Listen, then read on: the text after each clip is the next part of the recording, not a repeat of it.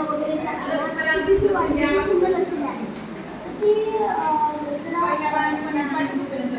हिचे पाय सुजले होते सर, पाय पण सुजले होते. त्याच्यामुळे आम्हाला कळायला गेलं पाय कशामुळे सुजले ते दोघं पण सुटायचं.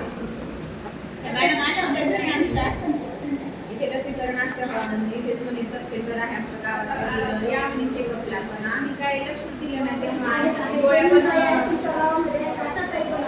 तुम्ही त्यांच्याकडे आता येत्या फोन सांगतो तर आता तुम्ही आणि सिस्टर लावायचं.